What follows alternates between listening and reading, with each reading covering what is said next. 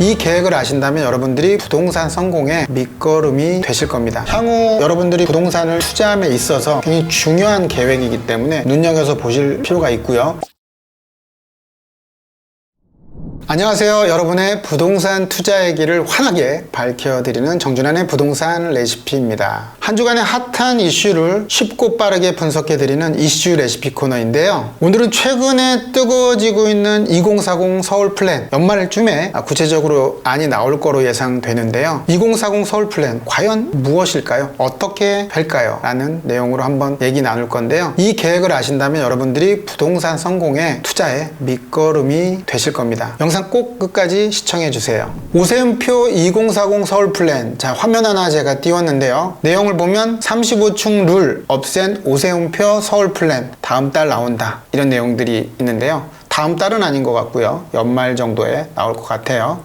오세훈표 재건축 정상화 시동, 공급 강화 신호, 오세훈 35층 제한 폐지 나선다, 서울 도시 기본계획 2030 플랜 윤곽이 공개된다, 이런 내용들이 신문기사에 나오고 있죠. 자, 그럼 서울 플랜이란 뭘까요? 2040년도까지의 서울의 종합 발전 계획인데요. 과거에는 도시 기본 계획이라는 표현을 했어요. 근데 2020년도부터 플랜 해가지고 서울 플랜이라는 단어를 썼거든요. 이 도시 기본 계획이라는 건 어떤 법정 계획 중에 최상위 법정 계획이에요.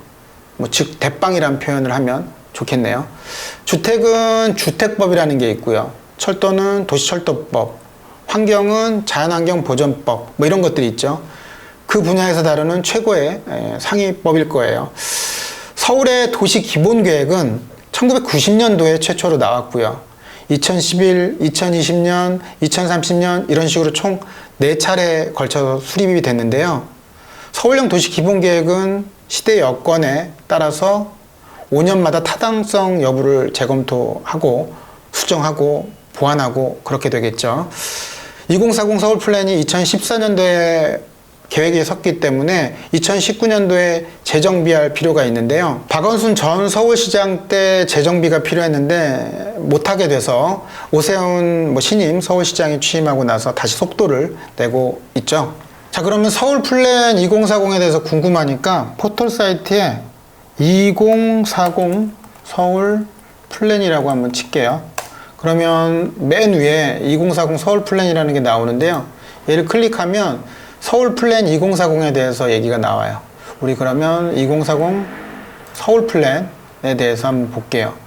화면도 아주 깔끔하고 이쁘게 나왔네요.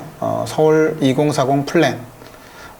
여기에 정의를 보면 서울이 급변하는 도시 여건과 환경에 선제적으로 대응하기 위한 전략 계획 마련을 목표로 하며 주택과 교통 등에 관한 무분별한 계획을 통합, 조정하고 생활권 계획의 자치구 발전 방향을 제시합니다.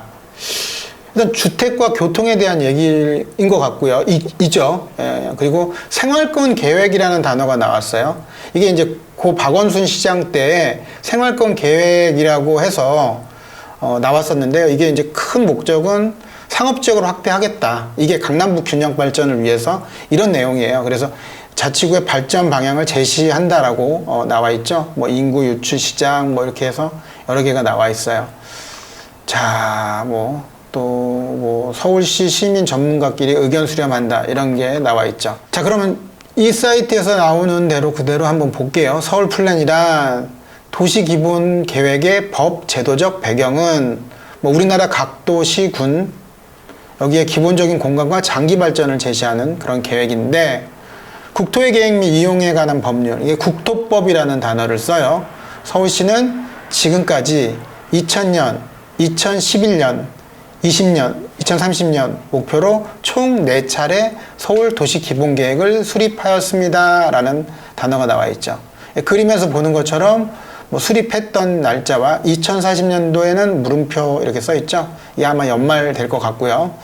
도시 기본 계획의 정책적 개념은 서울의 다양한 도시 정책 분야를 모두 포괄한다, 이런 단어가 나와 있고요. 서울 플랜 이전에는 대도시로서 서울의 여건과 특성을 반영하기 어려운 제도적 틀, 여건 변화에 대한 유연한 대응의 한계, 나열식의 부분별한 계획 수립이라는 게, 이거 읽다가 지치겠네요. 일단은 서울 플랜 이전에는 이랬다. 근데 서울 플랜이 생기면서 시민, 행정가, 전문가 등 다양한 주체가 상호 소통을 해서 그래서 계획을 짠다. 뭐 이런 내용들이 있고요. 서울 플랜의 위상과 역할 해가지고 주택, 공원, 공간, 기반시설 쭉 해가지고 복지까지 이러한 종합적인 계획이 바로 서울 플랜이다. 이런 내용들이 나와 있네요. 여기서 제가 볼 때 이 플랜에 그때 당시도 그랬지만 여기 영등포 여의도 권역 종합발전 계획과 수색상암 부도심 종합발전 계획 뭐 이런 것들이 나와 있죠. 그리고 권역별 생활권 계획 이런 것들이 이제 관련 계획들이 나와 있는데 여기서 지역을 지칭한 거 보니까 나름 눈여겨볼 필요도 있을 것 같습니다. 한강변이죠, 여의도. 기대효과는 뭐 좋은 얘기예요. 뭐 시민과 함께 논의하고 설정하고 서울 플랜의 미래상을 실현하기 위해 서울시 정책적 공간적 대응 방안을 길라잡이 역할을 할 겁니다. 그래서 뭐 그냥 기대효과가 그렇답니다. 자, 그러면 이렇게 서울 플랜에 대한 정의를 얘기했는데요. 오세훈 시장 입장에서는 어쨌든 규제를 완화를 하게 될 겁니다. 근데 이제 세상에 공짜는 없죠. 규제를 완화하게 되면 무언가 당근과 채찍이 필요하겠죠. 충수규제 완화하면서 무언가 서울시는 요구할 건데 그게 바로 기부채납일 겁니다. 이 기부채납을 받아서 공공에 기여할 수 있는 임대 비율을 높게 하자라는 취지로 갈 것 같은데요. 당시에 오세훈 2009년도에 재임 시절에 한강변 재건축의 층수규제를 완화해주는 조건으로도 그때 기부채납을 하라 이런 제안을 했었죠. 당시에 이제 압구정, 여의도, 성수 이런 곳들이었는데 주민들이 이제 좀 반발이 높았어요. 25% 기부 체납해라 이러니까 당연히 그러겠죠.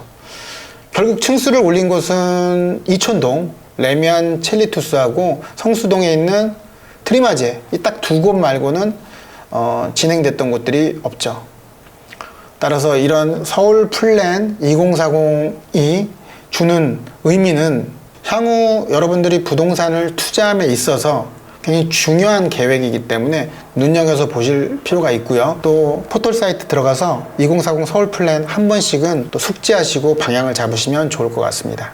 이상 이슈 레시피였습니다. 영상 잘 보셨나요? 더 궁금한 점이나 피드백을 원하신다면 댓글 남겨주시고요. 댓글 남겨주시면 제가 하나하나 꼼꼼히 챙겨서 여러분들께 답변 드리도록 하겠습니다. 자, 댓글을 남기기 어려운 분들도 계실 거예요. 카카오 플러스 들어가셔서 정준환의 부동산 레시피 치면 채널 이쁜 채널이 하나 나올 건데요. 친구 추가해 주시고 글을 남겨주시면 제가 답변 드리도록 하겠습니다. 앞으로도 부동산 기초, 정책, 이슈, 또 투자 전략에 대해서 정보 받아보고 싶으시다면요. 채널 구독 한번 눌러주시고요. 그 다음에 좋아요, 알림 설정 해주시면 제게 큰 힘이 되겠죠. 정준환의 부동산 레시피 다음에 더 알찬 정보로 찾아뵙겠습니다. 오늘도 가슴 뛰는 삶 되세요.